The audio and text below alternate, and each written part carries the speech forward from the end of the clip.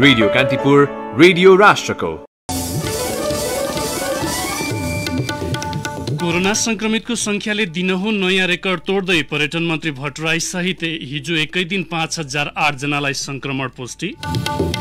चिकित्सा शिक्षा सुधारका लागि अनसन र डाक्टर केसी र सरकार बीच 8 बुँदे सहमति। कर्णाली स्वास्थ्य विज्ञान प्रतिष्ठान जुम्लामा भौतिक पूर्वाधार सहित आगामी वर्षदेखि एमबीबीएस सुरु गरिने डाक्टर केसीले आज अनसन तोड्नु हुँदै। कतार सरकारद्वारा घरेलु कामदार पठाउन नेपाललाई आग्रह। घरेलु श्रमिक लैजाने देशले विभिन्न शर्त पूरा गर्नुपर्ने संसदीय समितिको भनाई। अमेरिकामा राष्ट्रपति ट्रम्प सहित उच्च अधिकारीमा कोरोना संक्रमण फैलिनुमा व्हाइट हाउसको सम्मेलन मुख्य कारण। 11 जनामा संक्रमण पुष्टि। र फ्रेन्च ओपन टेनिस अन्तर्गत महिलातर्फको उपाधि पोल्यान्डकी इगा स्वाटिकले जितिन्। पुरुष एकलतर्फको उपाधिका लागि जोकोभिच र नाडाल भिड्दै। नमस्कार, कान्तिपुर डायरीबाट सहकर्मी केशु र म प्रकाश। समाचार अब विस्तारमा। कोभिड-19 संक्रमणले मुलुकमा दिनहुँ रेकर्ड तोड्न थालेको छ। हिजो कोरोना संक्रमणको दर हालसम्मकै उच्च भएको छ। 19,320 जनाको पीसीआर परीक्षण गर्दा 5,008 जना 25.92% संक्रमण देखिएको हो। शुक्रबार संक्रमितको संख्या 1 लाख र कोरोनाकै कारण मृत्यु हुनेको संख्या 600 नागेको थियो। यसअघि बिहिबार संक्रमण दर 22.62% थियो। शनिबारको तथ्याङ्क अनुसार 100 जनाको कोभिड परीक्षण गर्दा 26 जनामा संक्रमण देखिएको हो। दिनहुँ देखिने संक्रमण अत्याधिक भएसँगै कोभिडको कुल संक्रमण दर पनि वृद्धि भइरहेको छ। हिजो कुल संक्रमण दर 9.07% पुगेको छ। बिहिबार सो दर 8.71% थियो। एपिडेमियोलोजी तथा रोग नियन्त्रण महाशाखाका निर्देशक एवं भाइरोलोजिस्ट डाक्टर वासुदेव पाण्डेले भन्नुभयो, कोभिड संक्रमणको हरेक दिन नयाँ रेकर्ड बन्दैछ। कोभिड समुदायमा गइसक्यो। आधिकारिक रूपमा प्रमाणित गर्न सेरो प्रिभिलेन्स सर्वेक्षणको प्रतिवेदनलाई पर्खँदैछौँ। उपत्यका सहित देशैभर सबै उमेर समूहका व्यक्तिमा संक्रमण देखिएको छ। हिजो काठमाडौँमा 2100, ललितपुरमा 369 र भक्तपुरमा 203 जना गरी उपत्यकामा 2672 जनामा कोभिड संक्रमण देखिएको छ। यो मुलुकभरि देखिएको संक्रमणको 53.35% हो। यस्तै मुलुकभर कुल 30,818 सक्रिय संक्रमित रहेकोमा काठमाडौँ उपत्यकामा मात्रै 53.35% अर्थात् 17,888 सक्रिय संक्रमित छन्। स्वास्थ्य मन्त्रालयका सहप्रवक्ता डाक्टर समीर कुमार अधिकारीका अनुसार हिजो उपत्यकामा देखिएका कुल संक्रमित मध्ये 40.9% महिला छन्। मुलुकमा कोभिड संक्रमित दोब्बर हुने समय करिब 1 महिना देखिएकोमा हाल यो समय समेत घट्दो देखिएको छ। स्वास्थ्य मन्त्रालयले र्यापिड एक्सन प्लान बनाउँदा कोभिड संक्रमण मङ्सिरसम्म 1,80,000 पुग्न सक्ने अनुमान गरेको थियो। यसैबीच कोरोना संक्रमणबाट हिजो 20 जनाको मृत्यु पुष्टि भएको छ। यस्तै संस्कृति, पर्यटन तथा नागरिक उड्डयन मन्त्री योगेश भट्टराईलाई कोरोना संक्रमण भएको छ। उहाँले आफूलाई कोरोना संक्रमण पुष्टि भएको जानकारी हिजो सामाजिक सञ्जाल मार्फत दिनुभएको हो। सोमबार परीक्षण गर्दा रिपोर्ट नेगेटिभ आए पनि शुक्रबारदेखि हल्का ज्वरो आएपछि शनिबार पुनः परीक्षण गराउँदा रिपोर्ट पोजिटिभ आएको उहाँको भनाइ छ। हालसम्म आफूलाई हल्को ज्वरो बाहेक अन्य समस्या नदेखिएको उहाँले बताउनु भएको छ। घरको एक सदस्य मात्र कोरोना संक्रमित भए परिवारमै संक्रमण सर्ने जोखिम हुन्छ। बाहिर निस्कने सदस्यले घरमा सावधानी नअपनाएका कारण घरबाट ननिस्किएका व्यक्ति पनि संक्रमित भइरहेका छन्। लापरवाहीका कारण घरमा बसेका वृद्ध वृद्धा संक्रमणको उच्च जोखिममा परिरहेको सरुवा रोग विशेषज्ञ डाक्टर शेरबहादुर पुन बताउनुहुन्छ। उहाँले भन्नुभयो, लकडाउन अघि अधिकांश संक्रमणको स्रोत बाहिरका व्यक्ति हुन्थे। लकडाउन नरहेपछि परिवारकै सदस्यबाट बढी रोग सरिरहेको छ। साथीभाइ र आफन्तबाट संक्रमण सर्दैन भन्ने मानसिकता र व्यवहारका कारण घर नै संक्रमणको स्रोत बनिरहेको छ। दिनहुँ संक्रमण बढ्नुका कारण धेरै मध्ये घरभित्र जनस्वास्थ्यका मापदण्ड पालनामा हेलचेक नै पनि मुख्य रहेको उहाँले बताउनुभयो। उहाँका अनुसार संक्रमितले अहिले लक्षण नदेखिँदै घरका सदस्यलाई रोग सारिरहेका छन्। उहाँले भन्नुभयो, लक्षण देखिएपछि त सावधानी अपनाइहाल्छन्, तर नयाँ अध्ययनले सर्ने तरिका फरक छ भनिरहेको छ। व्यक्ति सतर्क हुनु अघि नै भाइरस शरीरभित्र प्रवेश गरिसकेको हुन्छ। त्यो भनेको लक्षण नदेखिनु भन्दा 3 दिन अघि नै संक्रमितको सम्पर्कमा आएका व्यक्तिमा रोग सरिसक्छ। त्यसपछि सावधानी अपनाउनुको कुनै अर्थ हुँदैन। अलि अघिको अध्ययनले लक्षण नभएका व्यक्तिबाट कोरोना सर्दैन भनिएको थियो। विज्ञहरूको यसै भनाइलाई आधार मानेर लक्षणविहीन मानिस भिडभाडमा जाने, घरका सदस्यसँग पनि भौतिक दूरी कायम नगर्ने, मास्क नलगाउने जस्ता गतिविधि बढ्न थालेका थिए। तर लक्षण छैन भन्दै जनस्वास्थ्यका मापदण्ड नअपनाई बस्दा हिँड्दा एकै व्यक्तिले धेरै संक्रमण सारिरहेको डाक्टर पुनले बताउनुभयो।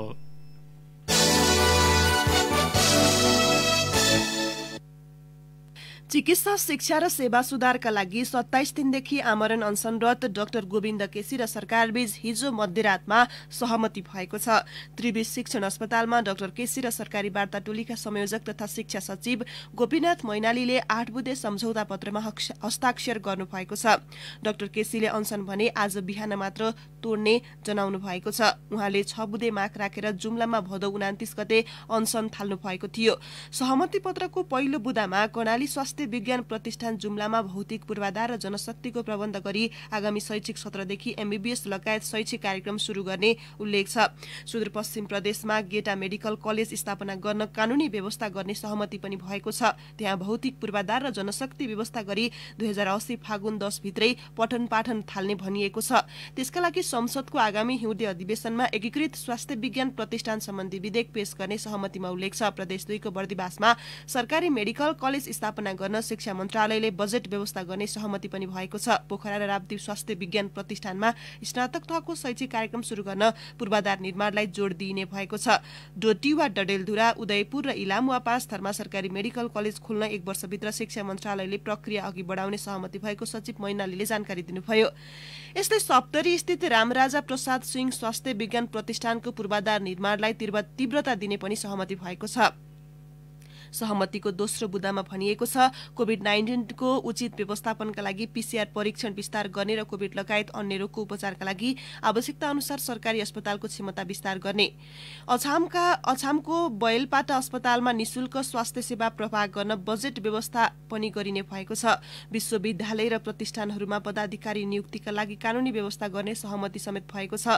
पदाधिकारी नियुक्ति मापदण्ड निर्धारण समिति तथा कार्यदलको सुझाव अनुसार निष्पक्ष र पारदर्शी ढंगले नियुक्ति गर्न प्रस्तावित शिक्षा सम्बन्धी विधेयक र एकीकृत स्वास्थ्य शिक्षा प्रतिष्ठान सम्बन्धी विधेयक 3 साताभित्र मस्यौदा तयार पार्ने सहमति भएको छ। सो कानूनी व्यवस्था नहुन्जेल वरिष्ठता र कार्यक्षमतालाई आधार मानी पदाधिकारी नियुक्ति गरिने भएको छ। डाक्टर केसी र सरकारी वार्ता टोलीबीच बिहिबार भएको वार्तामा सो विषयमा सहमति हुन सकेको थिएन। डाक्टर केसी पक्षले वरिष्ठताका आधारमा नियुक्ति दिनुपर्ने माग राखेका थिए भने सरकारी पक्षले कार्यक्षमताका आधारमा पनि नियुक्ति दिन सकिने अडान लिएको थियो। अन्ततः कानूनी व्यवस्था नभएसम्म वरिष्ठता र कार्यक्षमताका आधारमा नियुक्ति दिने सहमति भएको हो।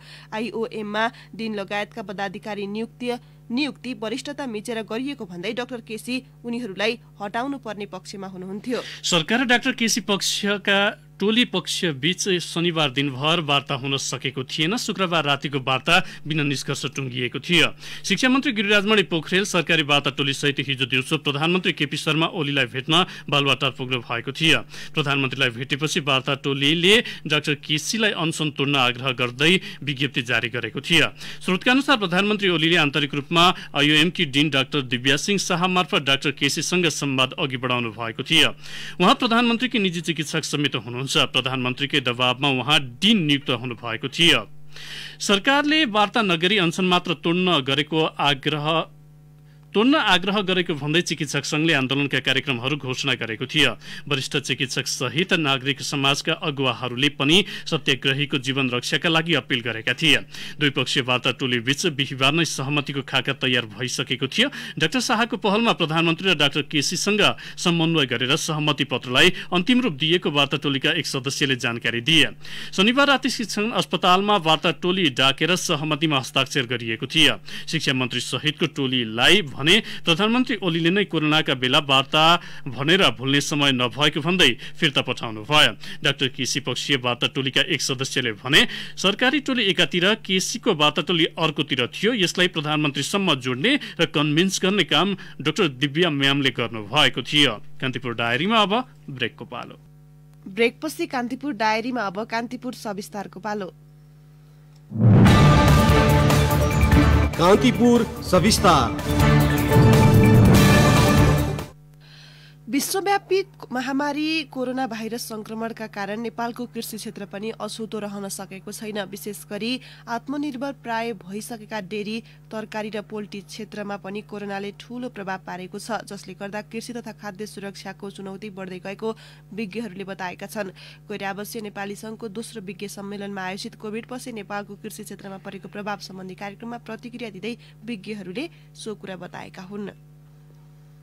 कोरोना महामारीका कारण विशेषतः डेरी, पोल्ट्री र तरकारी लगायतका क्षेत्रमा सबैभन्दा बढी असर परेको छ। यी क्षेत्रमा कोभिड पश्चात निर्यात अत्याधिक घटेको विज्ञहरू बताउँछन्। राष्ट्रिय योजना आयोगका पूर्व सदस्य विमला राई पौडेल कोभिडका कारण कृषिमा प्रशस्त सम्भावना भए पनि उत्पादन र निर्यातमा असर परेको बताउनुहुन्छ। कोभिड-19 ले भोकमरीको अवस्था आउन सक्नेतर्फ संकेत गर्दै सरकारले तत्काल राहतमुखी योजना ल्याउनु पर्नेमा पौडेल जोड दिनुहुन्छ। र पोल्ट्रीहरू जस्ता सेक्टरहरू हुन् जुन चाहिँ हामीले आफूले प्रोड्युस गरेर एक्सपोर्ट पनि गरिराखेका थियौं, तर अहिले चाहिँ यो प्रोडक्टहरू एक्सपोर्ट त कता जाने हामीले इम्पोर्ट त्यो भन्दा बढी गर्न थालिराखेको छ। कुल गृहस्थ उत्पादनमा पशुपालन क्षेत्रको योगदान 13% छ। कृषि क्षेत्रमै पशुपक्षीको योगदान 30% छ। 60% किसान पशुपालन क्षेत्रमा संलग्न छन्। पशुपालन क्षेत्र ग्रामीण अर्थतन्त्रको मेरुदण्ड भएकाले सरकारले यस क्षेत्रलाई प्राथमिकता दिँदै आएको छ। व्यावसायिक पशुपालन गर्न सक्दा गरिबी निवारण र रोजगारी सृजनामा यसले महत्वपूर्ण योगदान पुर्याउँछ। तर कोभिडका कारण विशेषतः माछा, मासु, दूधको क्षेत्र प्रभावित बनेपछि किसानहरू सबैभन्दा बढी प्रभावित बनेका हुन्। पशु सेवा विभागका महानिर्देशक वंशी शर्मा किसानले उत्पादन गरेका खाद्य, दुग्ध तथा पशुजन्य वस्तुको माग र वितरण प्रभावित भएको बताउनुहुन्छ। असल पशुपालन अभ्यासहरूलाई हामीले गर्नुपर्छ र प्रत्येकले आफ्नो स्थानीय तहले दूध, फूल, मासुको आफ्नो प्रोडक्सन एरिया कहाँ हो, कसरी उत्पादन भइरहेछ, कहाँ खपत गर्ने, कुन ठाउँमा जाने भनेर एउटा आफ्नो प्लान पनि राखेर काम गर्यो भने निश्चय पनि भोलिको दिनमा यस्ता महामारीमा लड्नलाई सहज हुन्छ। कोभिडको यो प्रभावलाई कम गर्न परम्परागत पद्धति भन्दा पनि आधुनिक पद्धतितर्फ किसानलाई प्रोत्साहन गर्नुपर्नेमा कृषि जानकारहरू जोड दिन्छन्। खाद्य प्राविधिक सम्झना दाहाल कोभिडबाट बजारमा पुनः स्थापित हुन खाद्य सुरक्षा र गुणस्तरमा निकै ध्यान दिनुपर्ने बताउनुहुन्छ। WTO को SPS र TBT एग्रिमेन्टहरू चाहिँ फुलफिल गर्नुपर्ने हुन्छ। साइन्स बेस छ, अलिकति गाह्रो छ, तर त्यसलाई केही समय लाग्छ। डकुमेन्टेसनहरू थुप्रो बनाउनु पर्ने हुन्छ, टेस्टिङहरू गर्नुपर्ने हुन्छ। तर त्यो प्रावधान अपनायौँ भने चाहिँ हामीलाई रेगुलेसन कम्प्लाई गर्न र इन्टरनेसनल स्ट्यान्डर्डहरू मिट गर्न सजिलो हुन्छ। कोभिडले पुर्याएको असर कम गर्न सरकारले आगामी दिनमा कृषि, पशुजन्य र दुग्ध उत्पादन विश्व बजारसम्म पुर्याउन परिष्कृत नीति ल्याउन सरकारवाला जोड दिन्छन्। नेपालको अर्ग्यानिक उत्पादनको विश्व बजारमा माग बढ्दै गएकाले उत्पादन विश्व बजारसम्म पुर्याउनका लागि सरकारले तत्काल प्रभावकारी र कार्यान्वयनमुखी नीति अवलम्बन गर्नुपर्ने बताउनुहुन्छ मुना कृषि परियोजनाका अध्यक्ष युवराज गुरुङ। यो बजारहरूलाई हामीले जहाँ सकिन्छ, जहाँ नेपालीहरू ग्रोसरी सपहरू र त्यसमा रेस्टुरेन्ट व्यवसायहरू गरेका छन्, ती क्षेत्रहरूमा नेपालको कृषि उपजहरू गइरहेको छ। तर त्यसलाई अझै अलिकति व्यवस्थित रूपमा, अलिकति ब्रान्डेड रूपमा कुरालाई अलिकति परिष्कृत गरेर कसरी जान सकिन्छ भन्ने बारेमा हामीले चाहिँ ल्याउने प्रयासहरू गरिरहेका छौँ। कोरोना रोकथामका लागि सरकारले लागू गरेको लकडाउन, त्यसपछिका निषेधाज्ञा र उत्पन्न असहज परिस्थितिका कारण व्यापार व्यवसाय ठप्प रहेकाले पनि किसानले उत्पादन गरेका वस्तु बजारीकरण हुन नसकेको कृषि तथा पशुपक्षी मन्त्रालय बताउँछ। तर सरकारले अहिलेसम्म किसानका लागि राहतमुखी योजना भने ल्याएको छैन। मन्त्रालयका प्रवक्ता हरिबहादुर केसी अनुदानका कार्यक्रमहरू सञ्चालन गर्ने, ब्याज छुट दिने, यो खालका कुराहरू चाहिँ भएको छ। तर राहतै भनेर त्यसरी यति पैसा उति पैसा भन्ने खालको चाहिँ बनेको छैन। वर्तमान आवश्यकता खाद्य र पोषण सुरक्षा, कृषिको आधुनिकीकरण, व्यवसायीकरण र यान्त्रिकरण हो। तसर्थ सरकारले यी क्षेत्रका किसान र व्यवसायीलाई प्रोत्साहन गर्ने खालका योजना ल्याउनु आवश्यक छ। त्यसका लागि सहुलियतपूर्ण ऋण, अनुदान कार्यक्रमलाई थप प्रभावकारी बनाई वास्तविक किसान र व्यवसायीसम्म ती सेवा पुर्याउन सके मात्र कोभिडका कारण प्रभावित उनीहरूलाई केही राहत पुग्ला। रेडियो कान्तिपुरका लागि इन्द्रलक्ष्मी घिमिरे। कान्तिपुर सविस्तार।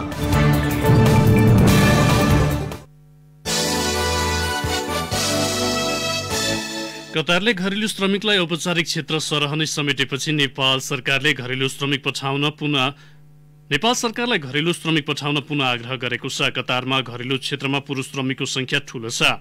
कतारले पछिल्लो पटक सहजै रोजगारी परिवर्तन गर्न पाउने र न्यूनतम तलब लागू गर्ने प्रावधान घरेलु श्रमिकको हकमा पनि लागू गरेको छ। कतारका लागि नेपाली राजदूत नारद राज भारद्वाजले कान्तिपुरसँग भन्नुभयो, औपचारिक क्षेत्र जसरी नै घरेलु श्रमिक नेपालबाट ल्याउने कतार सरकारको चाहना छ। कतारी अधिकारीहरूले घरेलु श्रममा लगाएको प्रतिबन्ध हटाइदिन हामीलाई अनुरोध गरेका छन्। हामी यसबारे पुनर्विचार गरिरहेका छौं। कतारमा झण्डै 50,000 नेपाली श्रमिक घरेलु क्षेत्रमा कार्यरत छन्। उनीहरूको घरेलु श्रमभित्र पर्ने सवारी चालक, भान्से, कृषि, बाख्रा पालन, ऊँट पालन, माछा मार्नेमा नेपाली पुरुष श्रमिक कार्यरत छन्। सरकारले कतारसँग घरेलु श्रम क्षेत्रका लागि छुट्टै श्रम सम्झौता नभएको भन्दै श्रम स्वीकृतिमा भने रोक लगाएको छ। यो नीतिले 1 दशकदेखि एउटै रोजगारदातासँग रोजगार सम्बन्ध भएका श्रमिकहरू श्रम स्वीकृति नपाउने भएपछि मुलुक फिर्न पाएका छैनन्। संसदको उद्योग तथा वाणिज्य र श्रम तथा उपभोक्ता हित समितिले घरेलु श्रमिक लैजाने देशले 7वटा शर्त पूरा गरेर मात्र अनुमति दिन सरकारलाई निर्देशन दिइसकेको छ। समितिले नेपालबाट घरेलु श्रमिक लैजाने देशमा घरेलु श्रमिकको सेवा, शर्त र सुविधा सम्बन्धमा छिट्टै र ठोस कानूनी व्यवस्था रहेको हुनुपर्ने, श्रम सम्झौतामा श्रमिकको आधारभूत श्रम अधिकार, पारिश्रमिक, विधा, सामाजिक सुरक्षा, व्यवसायजन्य सुरक्षा र स्वास्थ्य, कार्यघण्टा, बीमा, अतिरिक्त कामको थप सुविधाको सुनिश्चित हुनुपर्ने उल्लेख गरिएको छ। महानगरीय प्रहरी कार्यालयले महिला बालबालिकामाथि हुने यौनजन्य हिंसा र दुर्व्यवहार नियन्त्रण गर्न उपत्यकाका 3वटै जिल्लामा सेफ्टी पिन अभियान अन्तर्गत सादा पोसाकका प्रहरीलाई सक्रिय बनाएको छ। बलात्कार र महिला हिंसाजन्य अपराधका घटना एकपछि अर्को सार्वजनिक हुन थालेपछि प्रहरीले अपराधमा संलग्न व्यक्तिलाई ठाउँको ठाउँ पक्रन यस्तो अभियान चलाएको हो। अभियान अन्तर्गत बढी भिडभाड हुने र एकान्त स्थलहरूमा महिला प्रहरी अधिकृतको नेतृत्वमा सादा पोसाकका प्रहरी खटाइएको छ। सार्वजनिक सवारी साधनमा हुने भिडभाडदेखि रुख झाडीका छेउछाउ, सार्वजनिक स्थल, पैदल र सवारी रूटहरूलाई केन्द्रित गरेर प्रहरी परिचालन गरिएको हो। पछिल्लो पटक भक्तपुरमा एक युवतीमाथि बसभित्रै बलात्कारको घटना सार्वजनिक भएपछि प्रहरीले यस्तो घटना चलाएको हो। महानगरीय प्रहरी कार्यालयका प्रमुख डीआईजी विश्वराज पोखरेलले औपचारिक रूपमा शुरू गरेको यो अभियान अन्तर्गत सार्वजनिक सवारी, पार्क, मन्दिर लगायत स्थानमा सर्वसाधारणसँगै सादा पोसाकका प्रहरी सहभागी हुनेछन्। महानगरीय ट्राफिक महाशाखा प्रमुख एसएसपी भीम ढकालका अनुसार पर्व सुरक्षा योजना अन्तर्गत 66 स्थानमा चेक पोइन्ट राखेर निगरानी थालिएको छ। अब केही समाचार संक्षेपमा। कांग्रेस केन्द्रीय कार्य समितिको बैठक तत्काल नहुने सम्भावना बढेपछि महाधिवेशनदेखि तल्ला तहका अधिवेशनको तालिकामै अन्यल बढेको छ। कोरोना संक्रमणका कारण पार्टीको क्रियाशील सदस्यता वितरण यति बेला ठप्प प्राय छ। सदस्यता वितरणले महाधिवेशनको तालिकामै प्रभाव पारेको हो। आज बस्ने भनिएको केन्द्रीय कार्य समिति बैठकका एजेन्डामा पार्टीको संस्थापनेतर पक्षले उठाएका मुद्दाका अलावा महाधिवेशनको तालिका पनि तय भएको थियो। गत वर्ष 2 साता अघि दशैंका लागि अग्रिम टिकट बुकिङ खुल्ला गरिएको थियो। यस वर्ष भने अहिलेसम्म त्यसबारे व्यवसायीले केही निर्णय गरेका छैनन्। कोभिड-19 का बिरामी बढिरहेकाले यात्रुको संख्या समेत कम छ। लामा तथा मध्यम दूरीका सवारी सञ्चालनमा आएको महिना हुन लाग्दा पनि यात्रुको संख्या बढ्न सकेको छैन। 7 महिनादेखि बन्द नेपाल र भारतबीच व्यावसायिक हवाई उडान खुलाउने बारे पहल सुरु भएको छ। संस्कृति, पर्यटन तथा नागरिक उड्डयन मन्त्री योगेश भट्टराई र नेपालका लागि भारतीय राजदूत विनय मोहन क्वात्राबीच शुक्रबार दरबारमा यसबारे छलफल भएको थियो। अस्ट्रेलियाले नेपाललाई यस आर्थिक वर्षमा 2 करोड 14 लाख डलर करिब 1 अर्ब 70 करोड रुपियाँ सहयोग दिने भएको छ। यो रकम गत आर्थिक वर्षको भन्दा 9 लाख डलरले कम हो। लुम्बिनी प्रदेशको स्थायी राजधानी दाङको देउखुरीको राप्ती उपत्यका घोषणा भएपछि सो क्षेत्रमा आवश्यक पूर्वाधारका लागि जग्गा छनौट गर्न अध्ययन थालिएको छ। प्रदेशसभा र सरकारका लागि आवश्यक संरचना बनाउन चाहिने जग्गाका लागि दाङका राप्ती र गडुवा गाउँपालिकाका साथै अर्घखाँचीको सिद्धगंगा नगरपालिकामा जग्गाबारे अध्ययन भइरहेको छ। सप्तरीको तिरहुत गाउँपालिका 2 मैनाक डेरीकी 50 वर्षीय दायमन देवी यादवको हत्या भएको 2 साता बितिसक्दा पनि प्रहरीले आरोपी पक्राउ गर्न सकेको छैन। घटनापछि परिवार र स्थानीय त्रास र शोकमा छन्। हत्याको कारण समेत अझै खुल्न सकेको छैन। करिब 9 अर्ब रुपैयाँ लागत अनुमान गरिएको राष्ट्रिय प्रहरी प्रशिक्षण प्रतिष्ठान एकाडेमी निर्माणका लागि भारतले 6 जना परामर्शदाता कन्सल्टेन्ट नियुक्त गरेको छ। आफैले गरेको सम्झौता उल्टाएर भारतले निर्माणमा एकलौटी गर्दै डीपीआर र परामर्शदाता नियुक्त गरेको हो। कान्तिपुर डायरीमा पुनः ब्रेकको पालो। अब आर्थिक प्रसङ्ग। यस वर्षको दशैंमा राष्ट्र ब्याङ्कले नयाँ नोट वितरण नगर्ने भएको छ। कोभिड-19 को जोखिम उच्च भएकाले भिड गरेर नयाँ नोट बाँड्ने अवस्था नभएको भन्दै राष्ट्र ब्याङ्कले नयाँ नोट वितरण नगर्ने नीति लिएको हो। यस विषयमा राष्ट्र ब्याङ्कले औपचारिक सूचना जारी गरिसकेको छैन, तर गत साता बसेको सञ्चालक समिति बैठकमा यसबारे छलफल भइसकेको छ।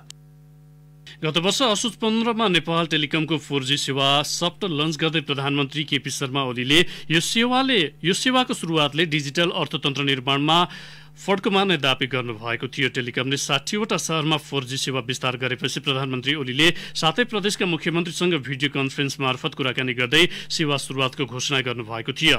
सो कार्यक्रममा प्रधानमन्त्री ओलीले भन्नुभएको थियो, पूर्व निर्धारित योजनाहरू समयमै नसक्नु जनतालाई सेवाबाट वञ्चित गर्नु हो र विकासलाई पछि पार्नु हो। त्यसैले ढिलासुस्ती कुनै पनि शर्तमा स्वीकार्य हुँदैन। तर प्रधानमन्त्री ओलीले यस्तो टिप्पणी गरेको 1 वर्षसम्म टेलिकमको 4G परियोजना जस्ताको तस्तै रूपमा अघि बढिरहेको छ। अब अन्तर्राष्ट्रिय प्रसङ्ग। अमेरिकाका वरिष्ठ संक्रामक रोग विज्ञ एन्थोनी फाजीले कोरोना भाइरस कोभिड-19 को संक्रमण फैलिने गरी 2 साता अघि एक बेला आयोजना गरेको भन्दै राष्ट्रपति कार्यालय व्हाइट हाउसको कडा आलोचना गर्नुभएको छ। व्हाइट हाउसको कोरोना भाइरस कार्यदलका सदस्य समेत रहेका फाजीले गत सेप्टेम्बर 26 को भेलालाई कोरोना भाइरस फैलाउने कार्यक्रमको संज्ञा दिनुभएको छ। सो बेलामा सहभागी भएका मध्ये 11 जनामा भाइरसको संक्रमण पुष्टि भइसकेको छ। सीबीएस न्यूजसँग कुरा गर्दै फाजीले सो कार्यक्रममा भिड रहेको र सहभागीहरूले मास्क नलगाएको बताउनु भएको छ। अब एउटा खेल प्रसङ्ग। फ्रेन्च ओपन टेनिस अन्तर्गत महिला एकल तर्फको उपाधि पोल्यान्डकी इगा स्वाटेकले जितेकी छन्। पेरिसमा भएको फाइनलमा अमेरिकी सोफिया केनीलाई सोझो सेटले हराउँदै 19 वर्षीय स्वाटेकले पहिलो ग्रान्ड स्लामको उपाधि उचालेकी हुन्। पहिलो सेटमा 6-4 को जित निकालेकी स्वाटेकले दोस्रो सेटमा 6-1 को सहज जित निकाल्दै उपाधि कब्जा गरेकी हुन्। पूर्व जुनियर विम्बल्डन च्याम्पियन 54 वरियताकी इगा ग्रान्ड स्लाम जित्ने पहिलो पोलिस खेलाडी समेत बनेकी छन्। सन् 1992 पछि फ्रेन्च ओपनको उपाधि जित्ने उनी सबैभन्दा कान्छी खेलाडी समेत हुन्। फ्रेन्च ओपन अन्तर्गत पुरुष एकल तर्फको उपाधिका लागि सर्बियन नोभाक जोकोभिच र स्पेनी राफाएल नाडाल प्रतिस्पर्धा गर्नेछन्। अब मौसम सम्बन्धी जानकारी। काठमाडौँ उपत्यका सहित मुलुकभर सामान्य बदली रहने जल तथा मौसम पूर्वानुमान महाशाखाले जनाएको छ। केही बेर अघि 17 डिग्री सेल्सियस मापन गरिएको काठमाडौँ उपत्यकाको अधिकतम तापक्रम आज 29 डिग्री सेल्सियससम्म पुग्नेछ। सूर्योदय अहिले 6:02 हुनेछ भने सूर्यास्त भरे साँझ 5:38 हुनेछ। हवस्, कान्तिपुर डायरीको यो बुलेटिन यही सकिन्छ। 8 बजे डेभलपमेन्ट एन्ड इकोनोमिक्स डायरीका साथ उपस्थित हुने नै छौँ। केशु र प्रकाश आज्ञा माग्छौँ। नमस्कार।